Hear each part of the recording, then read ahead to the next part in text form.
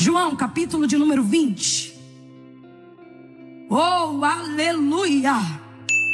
Oh, aleluia! Glória a Deus! A palavra do Senhor diz que Abraão foi fortalecido na fé, dando glória a Deus.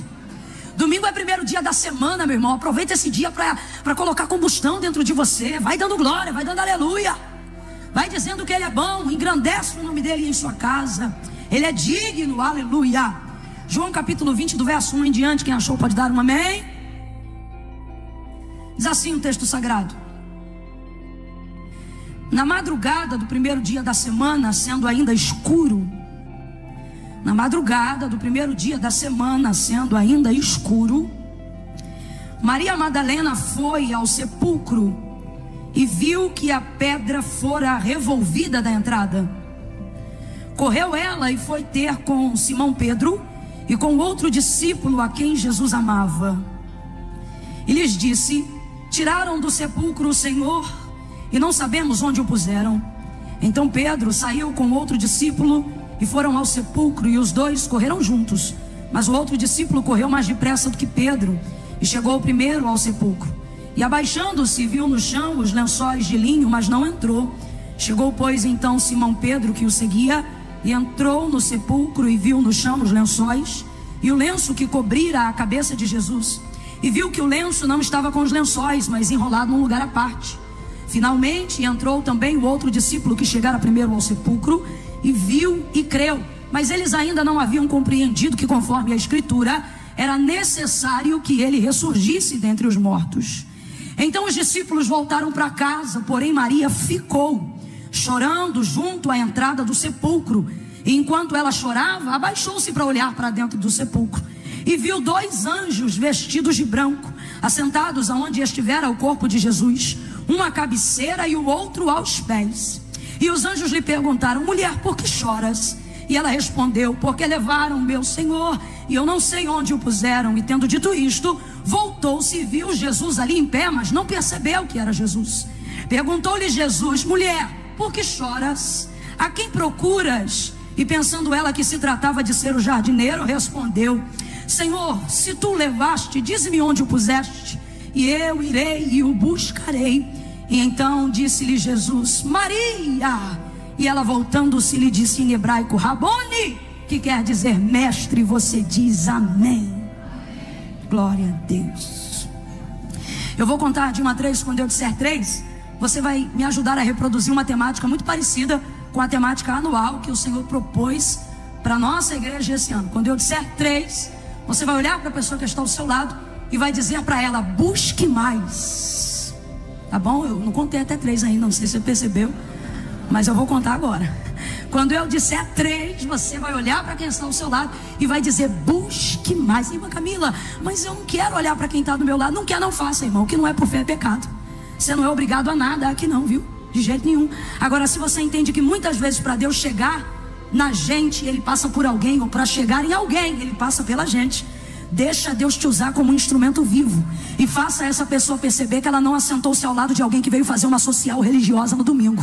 Faça ela perceber que assentou-se ao lado de alguém que veio buscar a Deus e que é usado por Deus aonde Deus quer usar. No 3 você vai dizer: busque mais. É 1, é 2, é 3, vai. Fala para o outro vizinho agora, para o outro, vai. Mais, isso, mais. Há um convite do Espírito Santo nessa noite para que nós venhamos intensificar a nossa busca. E o Senhor nos trouxe aqui nessa noite para nos garantir que Ele é conosco nesta empreitada. Oh, aleluia!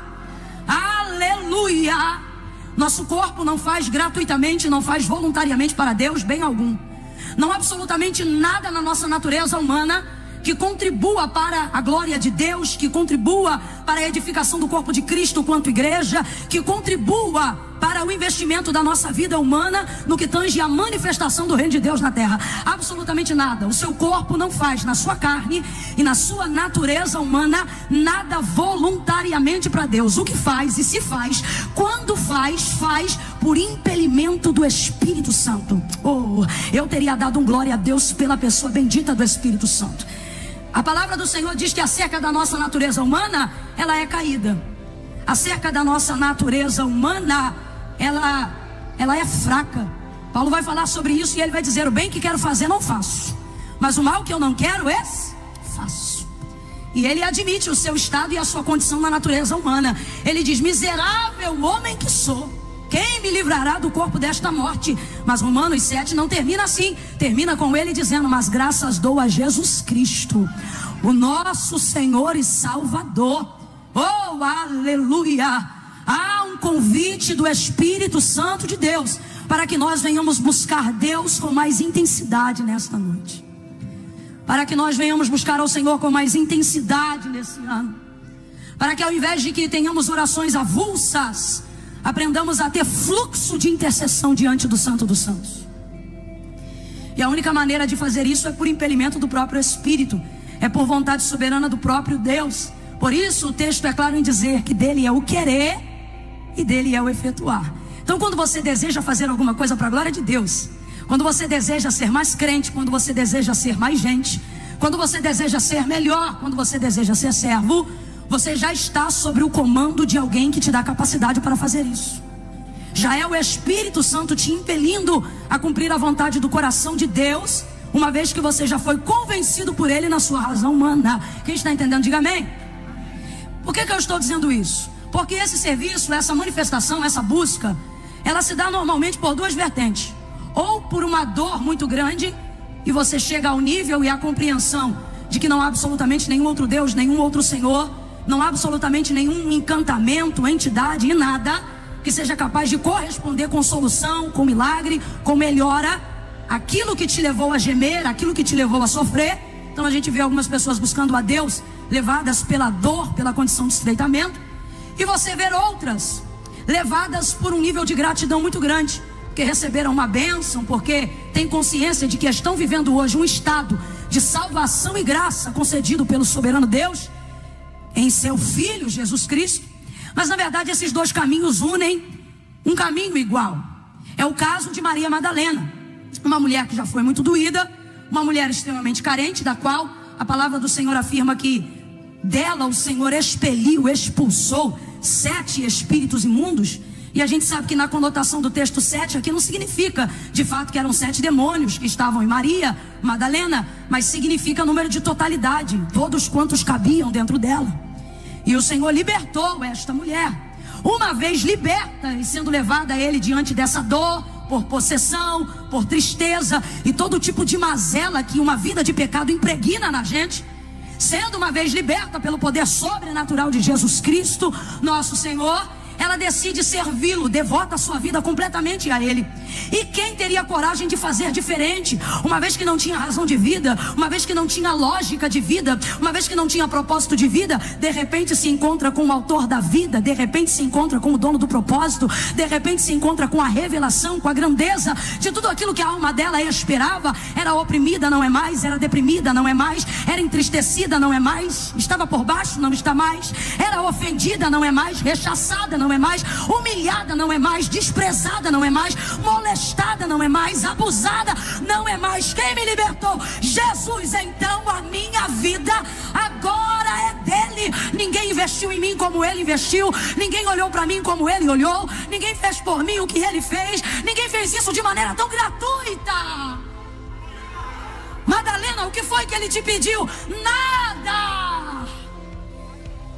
Nada. Então eu não estou fazendo isso porque ele está pedindo. Eu estou fazendo isso porque quando ele me alcançou, eu descobri que o propósito da minha vida é servi-lo em gratidão. Eu não quero servi-lo pelo que ele vai fazer, eu quero servi-lo pelo que ele já fez. Eu não quero servi-lo pelo que ele vai me dar, eu quero servi-lo por aquilo que ele já me deu.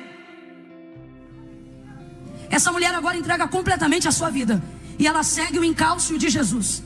Usadas nos cultos, nas casas, nos lares. E ela é uma das pioneiras que movimentam o sistema financeiro que subsidia o ministério de Jesus Cristo aqui na terra. Ela reúne com as outras mulheres. Se fosse numa versão cultural século 21, na nossa denominação, seriam as irmãs que movimentam a cantina, que vende toalhinha, que faz brigadeiro, que corre atrás de tudo para conseguir subsidiar alguma coisa que manifeste o reino de Deus na terra. Essa mulher agora faz isso e ela decide buscar e gastar a sua vida aos seus pés. Mas capítulo 19, que precede a leitura que nós acabamos de fazer, de João 20, vai falar sobre o momento mais triste da história da humanidade, apesar de na cruz ter sido pregada também a nossa sentença, a gente sabe que foi o dia de dor, foi o dia de sacrifício, foi o dia da entrega do sangue inocente, o dia da nossa vergonha, para falar bem abertamente.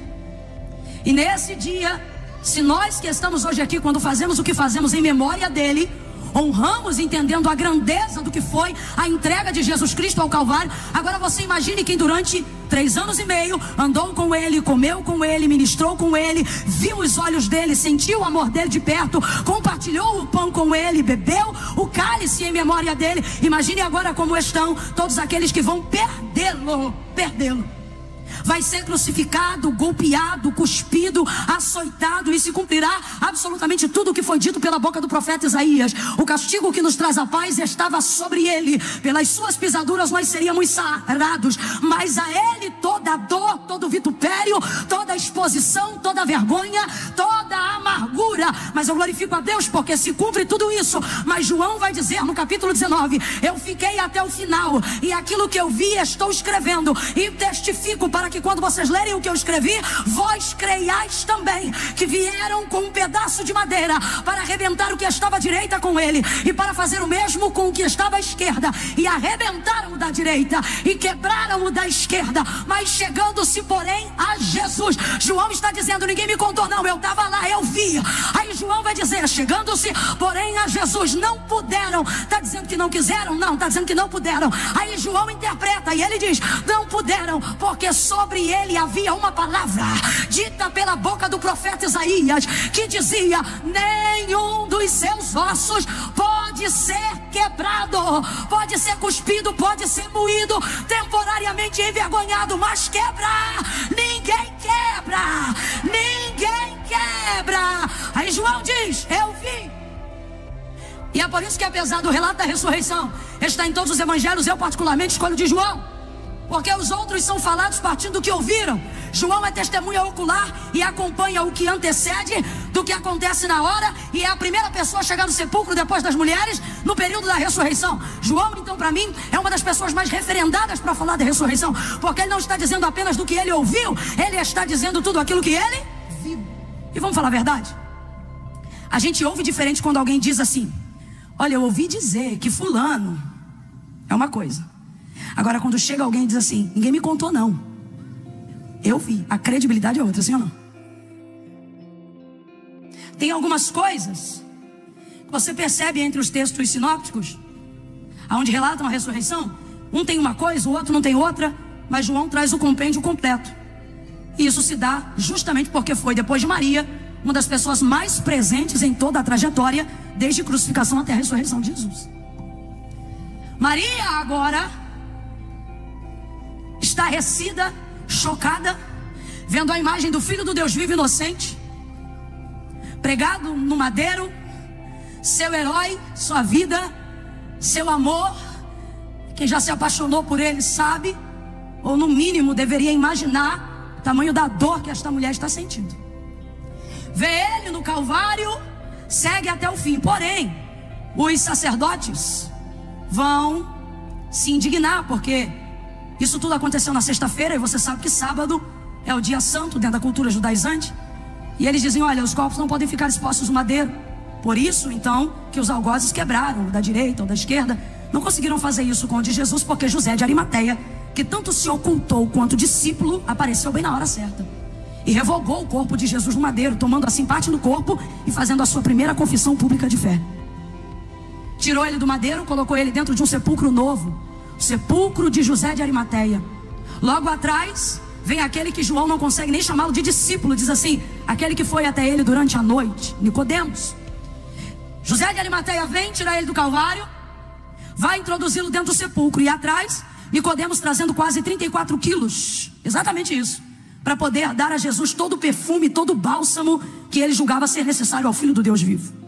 Tudo pronto, sela o sepulcro com uma pedra que precisa no mínimo de 2 até 4 homens da guarda romana para poder garantirem que ela vai ser fechada e selada. Colocam-se então 2 guardas à porta. Agora, olhe por que é que vão colocar 2 guardas à porta de alguém que estava morto. Surge entre eles a seguinte conversação: É melhor colocar 2 vigias à porta do sepulcro, aonde ele foi sepultado, porque quando estava vivo, ouvi dizer que ressuscitaria dos mortos. Agora é interessante esse comentário entre os sumos sacerdotes, porque na verdade Jesus não proferiria diretamente essa palavra a eles, a não ser por parábola. Agora Jesus falou diretamente sobre a sua entrega e entregou a palavra da sua ressurreição diretamente aos seus discípulos. Mas depois que Jesus é pregado no madeiro e é sepultado, eles não se lembram de absolutamente nada. E por que não? Porque ficam envolvidos pela dor, a dor da perda, a tristeza de tudo aquilo que eles viveram. O céu se converteu como se fosse noite, a terra tremeu, o véu do templo se rasgou, o Filho do Deus vivo teve o seu semblante virado diante da face do Pai. Os seus discípulos se dispersaram, a terra estava em trevas, a angústia entrou no coração de todo mundo. Os discípulos entraram dentro de uma casa e cerraram as portas de dentro para fora, de tão apavorados que estavam com tudo que estava acontecendo. As mulheres foram para a sua casa e não tinham mais condições de acompanhar nada. Até o próprio José de Arimateia e Nicodemos fazem tudo de maneira apressada, digna, porém apressada. Por quê? Porque os sumos sacerdotes disseram: amanhã é sábado, não pode ter corpo. Aí, irmã Camila, mas Jesus não foi crucificado na sexta? Foi, mas a preparação do sábado para o judeu não começa no sábado, começa às 6 horas da noite do dia anterior, nesse caso na sexta-feira. Corre todo mundo, aquela loucura, choro, pranto, dor e agonia. E os homens que botaram ele lá dizem: bota vigia na porta, porque esse aí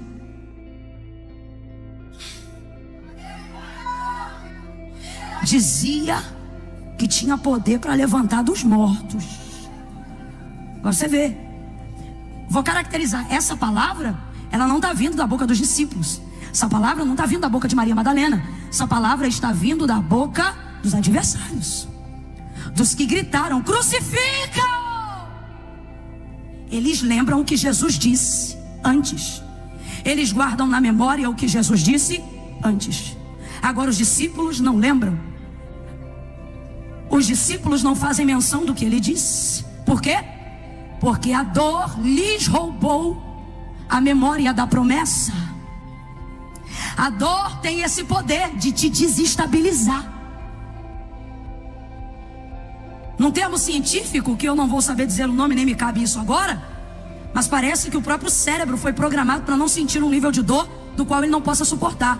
E é por isso que tem gente que anula traumas que viveu na infância, mas não consegue recordar, porque o trauma foi tão grande que o cérebro precisou apagar para continuar vivendo. Eu sei que não estou falando desse nível, mas eu estou falando de uma veia muito parecida. É gente que viu o que ele fez. É gente que viu ele dizendo: Lázaro, vem para fora. 4 dias depois, e ele veio. É gente que viu ele andando por cima das águas e perguntaram: é um fantasma? Ele disse: filhos, sou eu, não tema. É aquele que viram descer do cume da montanha e olhar para o leproso, e o leproso interpelá-lo e dizer: olha, se tu quiseres tu podes me limpar. E com uma palavra a lepra saiu. Ele disse: eu quero ser limpo. E foi limpo imediatamente. Agora você vê, com tantos testemunhos que levam eles a crer, com tantos testemunhos que levam eles a edificar a sua fé, com tantos testemunhos que levam eles a fazer memória do que Deus falou, do que Jesus disse, eles não fazem menção da palavra da ressurreição. Jesus falou pelo menos 3 vezes sobre a sua ressurreição. Em 2 vezes por enigma, não convém dizer parábola, e 1 vez declaradamente. Vocês não fazem menção disso. Agora o inimigo diz: bota 2 guardas na porta, porque esse aí, quando estava vivo, dizia que ia ressuscitar. Não é que eles acreditavam que Jesus ia ressuscitar, mas por medo de que um discípulo roubasse o corpo e a palavra da ressurreição fosse pregada. Mas o foco aqui não é esse. O foco é eles lembrarem do que Jesus falou, quando Jesus não falou com eles. Jesus está dizendo: será que o teu adversário tem um acervo maior na cabeça dele do que você naquilo que eu fiz na sua vida? Mas a dor tem esse poder. Só que o que eu vejo na vida de Maria é que ela vai buscar ao Senhor, mesmo achando que se trata de um corpo morto. Mas ela não deixa de buscar, porque a minha condição atual não vai determinar a minha motivação. Não vai. Ela pensa que vai diante de um corpo morto. Jesus já ressuscitou, a gente sabe disso. Domingo pela manhã, bem cedinho. Acredito que ao romper de meia-noite do sábado para o domingo, antes Antes da alva se reerguer, obviamente ele já estava de pé. Os anjos já haviam removido a pedra. 2 anjos, 2 guardas estavam na porta. Como? Desmaiados. Obviamente, quando viram os anjos descerem como relâmpago do céu, não suportaram. Se quem é crente não aguenta, imagina quem está no erro.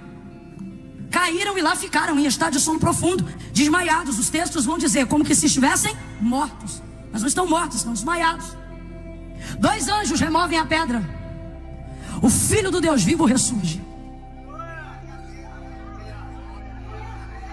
Maria não sabe disso. Maria sabe disso?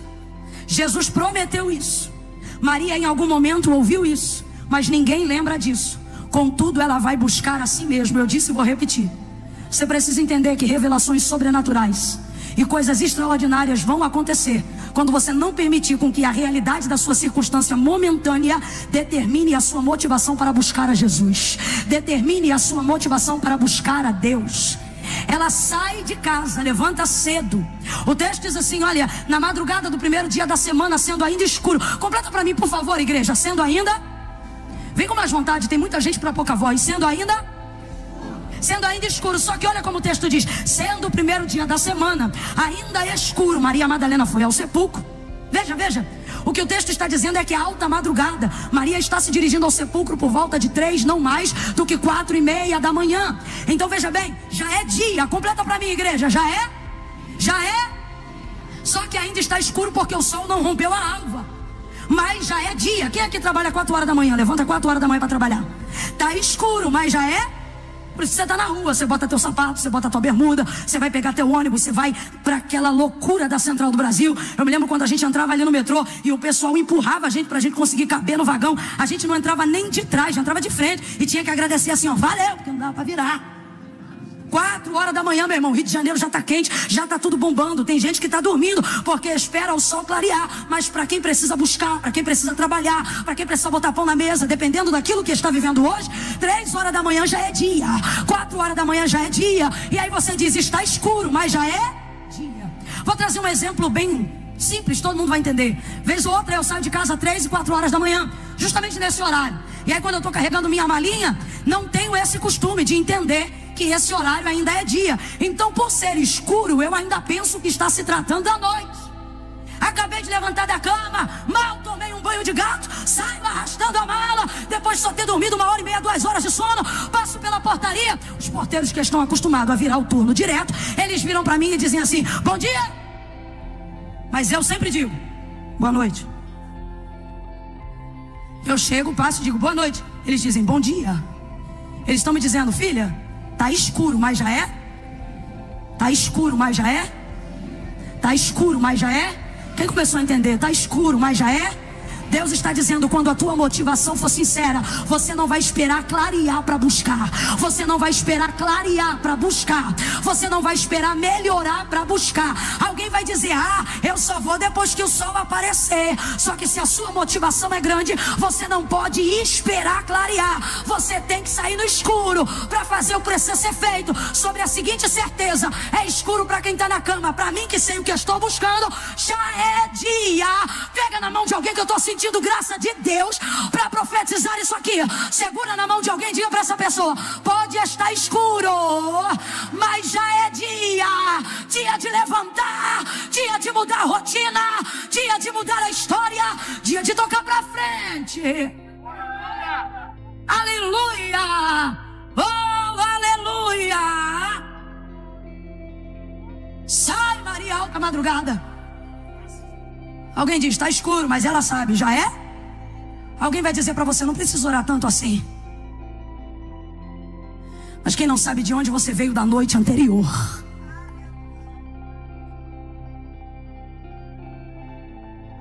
É mole olhar para quem busca intensamente? Quem vê alguém pulando na casa de Deus, gritando na casa de Deus, rompendo na casa de Deus, e diz assim, não precisa disso, você não sabe de onde eu vim, você não sabe o que eu preciso. Você acha que uma mulher na condição de Maria estava dormindo no sábado? É o que você acha? Pelo amor de Deus, uma mulher na condição de Maria não dorme sem saber se Jesus foi embalsamado corretamente dentro do sepulcro, porque ela se responsabiliza pelo corpo do Senhor. Aí por que ela levanta? Ela levanta e incendeia as outras mulheres. Ela diz, vamos até o sepulcro. Para quê? Botar uma flor na lápide? Não, eu quero ver o corpo. Por quê? Porque eu preciso saber se ele recebeu a dignidade da qual ele merecia. Não deu para ver porque Nicodemos e José de Arimaté fizeram tudo perfeitamente, mas fizeram rápido. Ela não conseguiu ver, então está em estado de agonia. Vamos lá, vamos ver se fizeram. Aí o texto diz que a Joana, que a Maria, mãe de Tiago, vão com ela. Há outros textos que dizem que Salomé está presente. Maria Madalena traz uma caravana para a porta do sepulcro. Vamos lá, vamos ver ele. Vamos lá, vamos ver como é que ele está. Eu faço ideia, 2, 3 horas da manhã, e ela dizendo: Maria, já dormiu? Quem é que dorme assim, Maria? Nós vamos lá, já nós vamos lá. Ah, irmão, é mulher, tá na Bíblia, mas é mulher. Vambora. Deu a hora, mas tá escuro. Vambora. Quando a tua motivação é intensa, irmão, sai, vai pelo escuro. Ela e as outras Maria. E eu acho isso muito interessante, sabe por quê? Em todos os evangelhos que tratam da ressurreição, trata sobre outras mulheres, mas o nome dela sempre tem proeminência. Nunca diz e foi Maria, mãe de Tiago. Nunca diz e foi Joana. O texto sempre está com a seguinte narrativa: e foi Maria Madalena. Quem é a líder da caravana? Ela. Quem é a líder da saída? Ela. Vambora. Incendiou todo mundo. Agora olha que coisa interessante. Quando a tua motivação é grande, você incentiva que outras pessoas busquem com você. Agora o que é mais lindo é que em dado momento, dentro do contexto do capítulo 20, Maria Madalena vai se ver sozinha na sepultura. O que fica provado o porquê que ela é a líder dessa caravana. O que é isso? A motivação dela não está na companhia. Porque se a motivação dela estivesse na companhia, quando todo mundo fosse embora, ela ia embora também.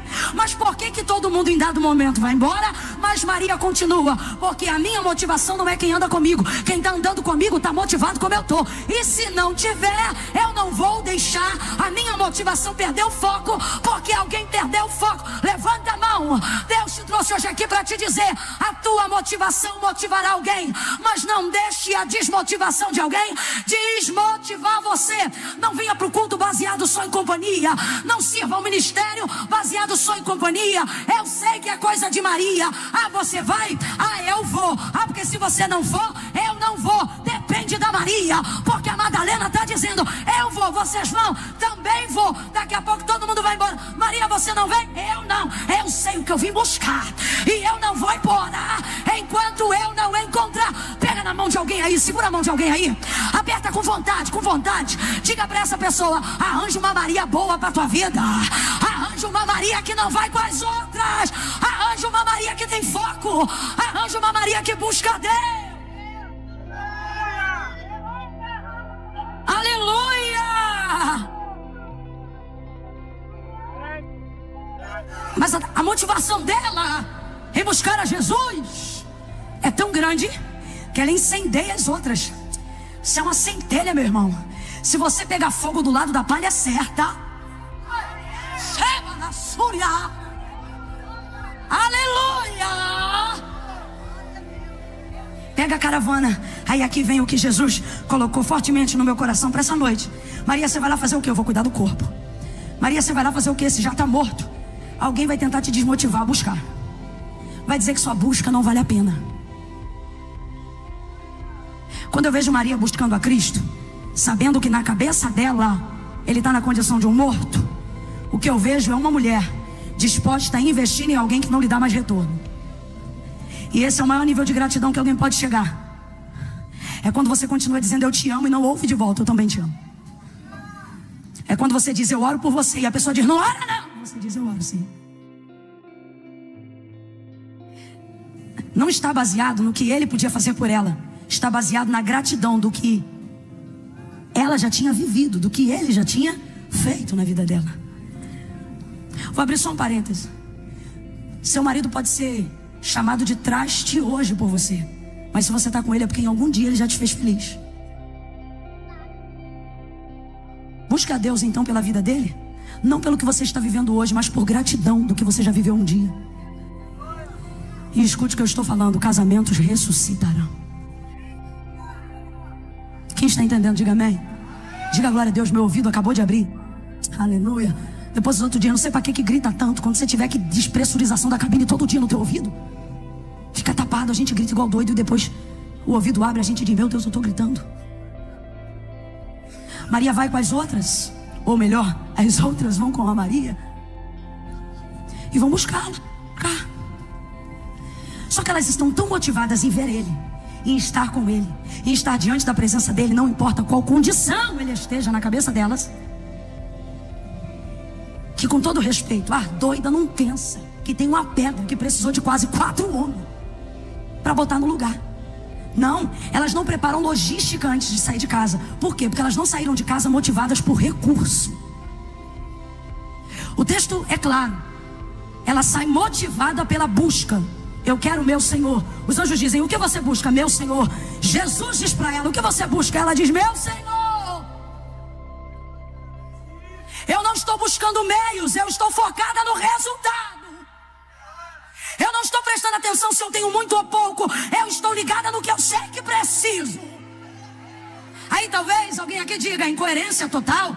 Eu sou totalmente contra esse tipo de pensamento. Não pregue para mim lógica celestial sobre regra terrena. Prega isso aqui, ó. Aqui você faz na matemática, aqui você bota na ponta do lápis, aqui você faz na química, aqui você faz na física. Quando o assunto for aqui, entra com fé, entra com motivação, entra com mais vontade e menos método.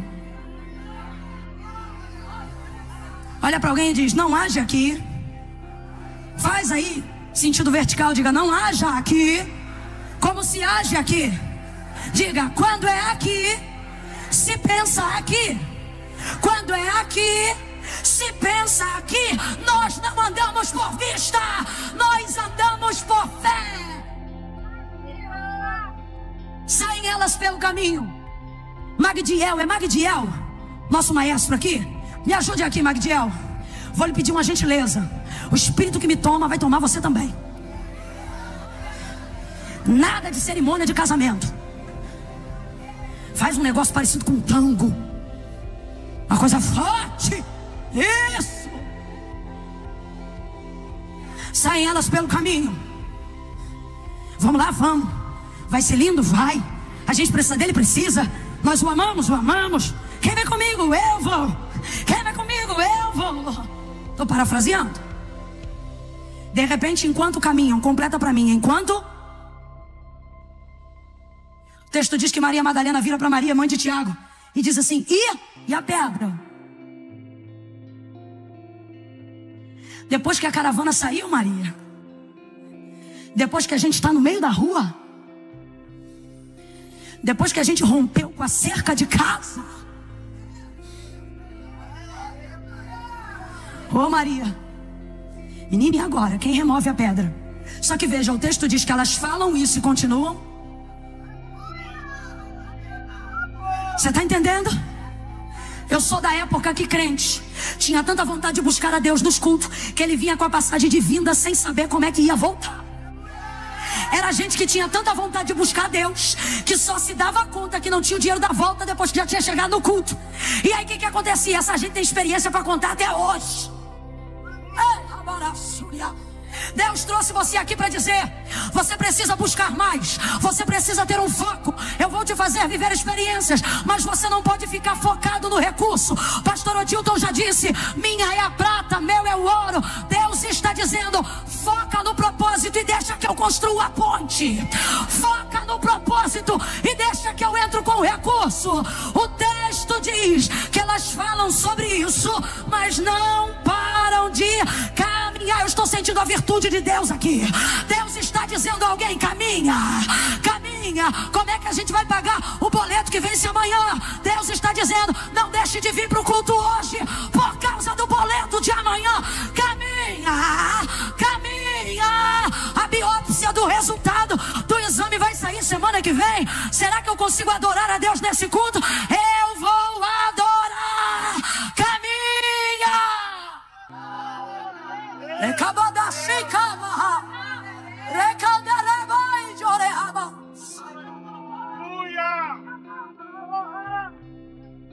Deus está dizendo a alguém aqui: quando a sua motivação for intensa, for coerente com a necessidade do seu coração, você não vai deixar a falta do recurso impedir sua caminhada. Irmão, nós somos oriundos de um povo que vai na concessionária consultar preço de carro sem ter dinheiro para saber como é que vai pagar a parcela. Então não vem pra cá me chamar de incoerente porque eu sou crente. Se a sua fé não é tamanho da minha, guarde ela pra você. Quantos aqui tem relatos para contar de coisas que viveram porque não se conformaram diante da realidade da sua circunstância, mas de fato e de verdade, quando viram, já estavam envolvidos? Quem é que já começou a reforma de uma casa e só depois viu que ia gastar dobrado o dinheiro do que orçou?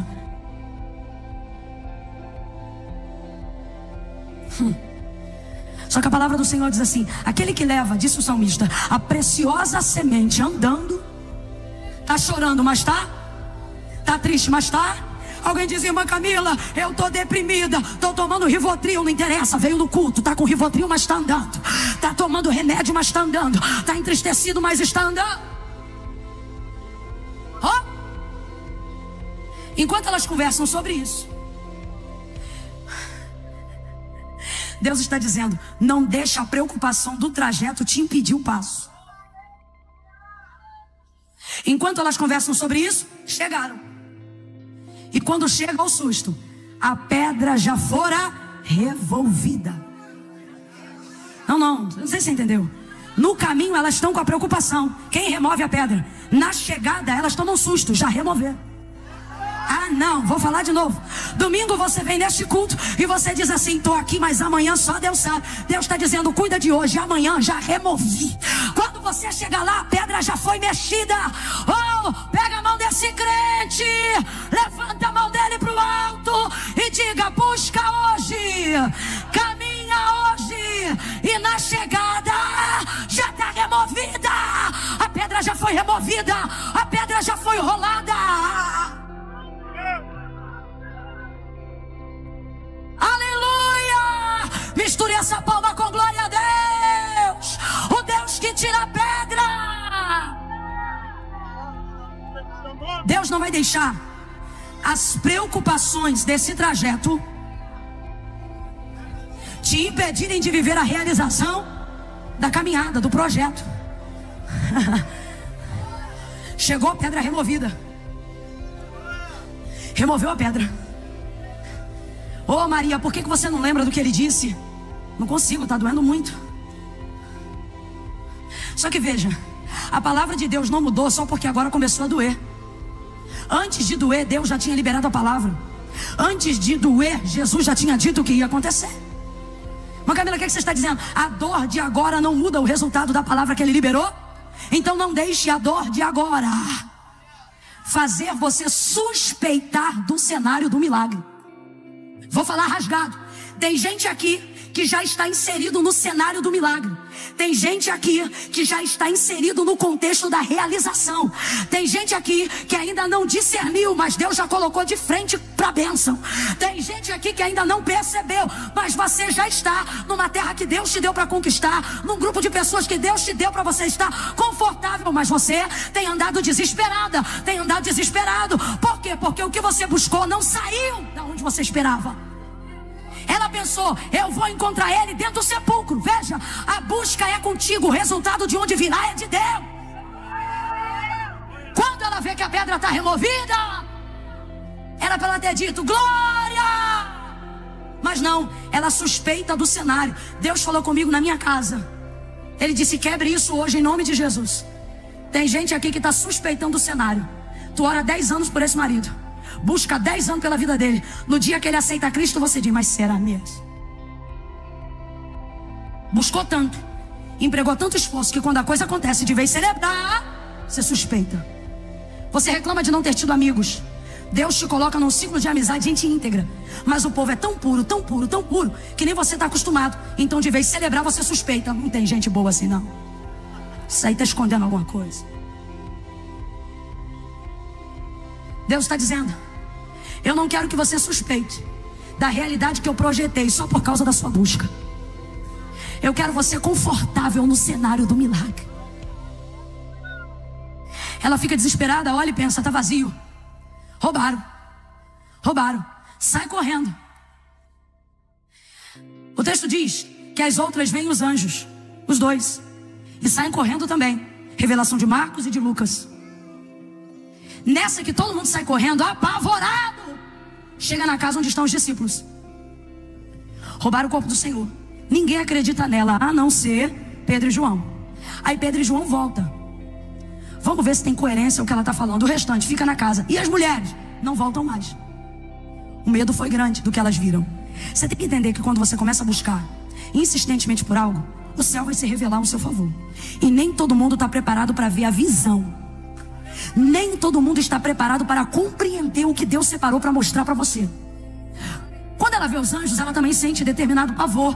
Mas o texto diz que ela volta. Isso é costume com a visão. Quando ela volta, aí já não voltam as outras. Só volta ela, Pedro e João. Escute isso, vou fechar aqui. O texto diz que eles vêm, João não entra. Sentiu temor de alguma coisa, não sei. O texto diz que ele chega, mas não entra. Pedro chega e entra. Aí João vê que Pedro entrou, não aconteceu nada, ele entra também. Aí diz, na cabeceira viu o lenço, aos pés viu o lençol, enrolado em um lugar à parte. Eu acho que roubaram mesmo, não sei o que aconteceu. Eles entram no sepulcro, saem do sepulcro e o texto diz, e os discípulos voltaram para casa. E os discípulos e as mulheres ficaram em casa. Só uma mulher ficou à porta do sepulcro, ok? Aí você começa a entender porque que a proeminência do texto está voltada só para ela. Às vezes a gente fica chateado em ter que envolver na nossa busca gente que a gente achava que ia se comprometer com a gente. E tem gente hoje aqui que precisa receber essa palavra de cura. Faz parte. É uma questão natural você envolver outras pessoas que você pensa que estão tão envolvidas quanto você. Elas entram, elas olham e o texto diz que eles vão embora. Mas Maria fica rindo, gente. Porque no fluxo da busca você não ri todo dia. Tem dia que você fala em línguas, tem dia que você tem que vigiar para não falar palavrão. Muito santo, né? Se escandalizou. Tô ligada na tua. Tem dias no fluxo da busca que o céu desce, e tem dias que parece que o inferno subiu. Não é um vento que determina a minha estada no cenário da minha busca. Focada, ela fica. O texto diz que eles vão embora e ela fica, mas ela ainda não tinha entrado. Tá todo mundo apavorado. Mano do céu, eu fico louca. O texto diz que quando ela se encurva e entra, ela vê lenço, ela vê lençol, mas o texto diz que na parte da cabeceira ela vê um anjo, na parte aos pés ela vê outro, e eles olham para ela e falam com ela: mulher, o que você está procurando? Pera, que eu não vou andar de doida sozinha não. Olha o texto. Eles entram, aí eu te pergunto, os anjos estavam lá antes de Maria, sim ou não? Antes de todo mundo, sim ou não? Eles rolaram a pedra para Jesus sair. Eles estão lá muito antes do romper da alva. Então presta atenção. Eles entram antes de Maria no sepulcro. Vê lenço, vê ou não vê? Vê lençol, vê ou não vê? Vê anjo? Pedro entra e vê lençol, mas não vê anjo. João entra depois, vê lençol, mas não vê? Maria entra a terceira vez, vê lençol e vê dois anjos. Aí eu vou te perguntar de novo: os anjos já estavam lá, sim ou não? Sim ou não? Mas se revelaram para Pedro? Se revelaram para João? Conversaram com Pedro? Conversaram com João? Porque só vieram verificar, não estão buscando nada. Mas a quem busca? A quem busca? Busca, levanta a tua mão. Busca ele, levanta a tua mão. Acena para ele e diga: eu vim te buscar, Senhor. Alguém voltou no meio do caminho, mas eu vim te buscar. Guarde isso. O céu se revela para quem busca. O céu não decepciona quem busca. Deus me trouxe nessa noite de domingo para te dizer: o céu vai se revelar para você. Aleluia! Aleluia! Oh, aleluia! Oh, aleluia!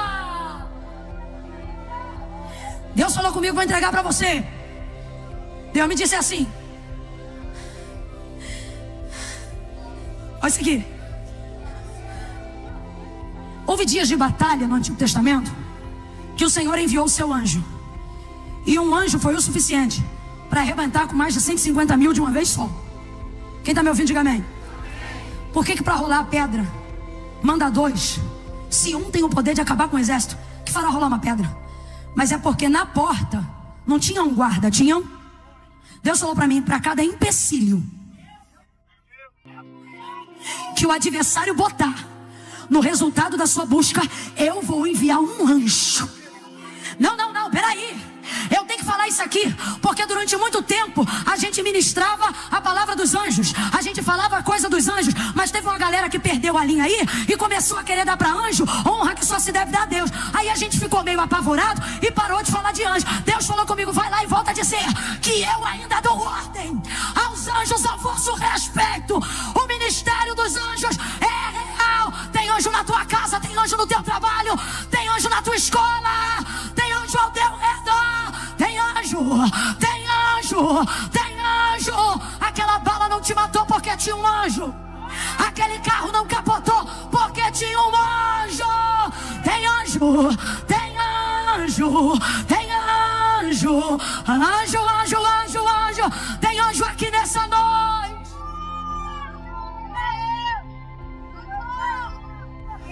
Cadê o baterista? Ele é bacana. Tem anjo, tem anjo, tem anjo, tem anjo, tem anjo, tem anjo. Alguém diz macumba, eu digo tem anjo. Alguém diz tem feitiço, eu digo tem anjo. Tem anjo, anjo, anjo, anjo, anjo, anjo, anjo.